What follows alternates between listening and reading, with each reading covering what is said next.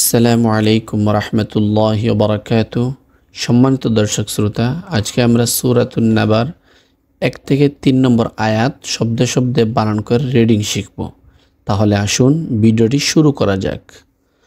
আউযু বিল্লাহি মিনাশ শাইতানির রাজীম। বিসমিল্লাহির রহমানির রহিম। আইন মিম জবর আম, মিম জবর মা, আম্মা। মিমের মধ্যে একালিফ পরিমাণ গুন্না হবে, এটাকে ওয়াজিব গুন্না বলে। ইয়া জবর ইয়া, ইয়া উচ্চারণে নরম হবে ইয়া, এভাবে যেন না হয়। ইয়া জবর ইয়া। তা জবর তা, সিন আলিফ জবর সা, চালিফ পরিমাণ লম্বা হবে। হামজা জবর আ, ইয়া তা সা আ। লাম পেশ লু, একালিফ পরিমাণ টান হবে। নুন জবর না। এখানে যদি আমরা সাকিন করি তাহলে 3 আলিফ পরিমাণ টান দিয়ে পড়ব। ইয়াতাসাআলুন। আইন জবর আ, নুন, নুন জের নিন। নুনের মধ্যে একালিফ পরিমাণ গুন্না হবে, এটাকে ওয়াজিব গুন্না বলে। নুন জবর না, আনিন না। বা জবর বা, হামজা লামজের ইল, আনিন না বা ইল। আইন জবর আ, দয়াদের দি, একালিফ পরিমাণ টান হবে। ল উচ্চারণে মোটা হবে। মিমজের মি, এখানে সাকিন করলে 3 আলিফ পরিমাণ টান হবে। আনিন নাবাইল আযীম।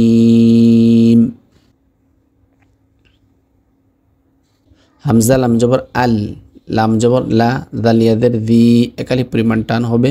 দাল উচ্চারণে পাতলা হবে। আল্লাযী। হামিম পেশ হুম, ফায়াজের ফি, একালিফ পরিমাণ টান হবে। হাজের হি, হুম ফিহি।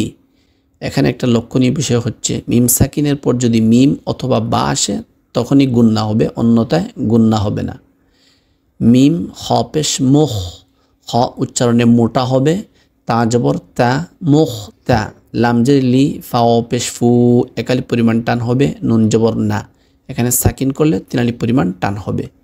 মুখতালিফুন।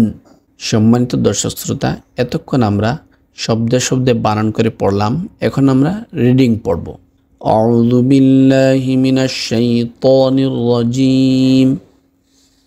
আম্মা ইয়াতাসাআলুন। আমার মতো করে এভাবে খুবই ধীরে ধীরে রিডিং পড়ার চেষ্টা করবেন। এভাবে পড়লে ধীরে ধীরে রিডিং চালু করেও পড়তে পারবেন। তাই এখন তাড়াহুড়া না করে এভাবেই পড়ুন, ইনশাআল্লাহ পরবর্তীতে চালু করে পড়তে পারবেন। আনিন নাবাইল আযীম আল্লাযী হুম ফীহি মুখতালিফুন।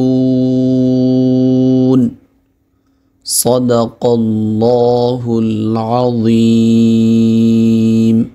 সম্মানিত দর্শক শ্রোতা, এই ছিল আজকের ভিডিও। ইনশাআল্লাহ পরবর্তী ভিডিওতে আবার দেখা হবে। সেই পর্যন্ত আপনারা ভালো থাকেন, সুস্থ থাকেন এবং লাইক এবং সাবস্ক্রাইব করে চ্যানেলটির পাশে থাকবেন। নামাজের সময় হলে ওয়াক্ত মতো নামাজ আদায় করে নেবেন। আসসালামু আলাইকুম ওয়া রাহমাতুল্লাহি ওয়া বারাকাতুহু।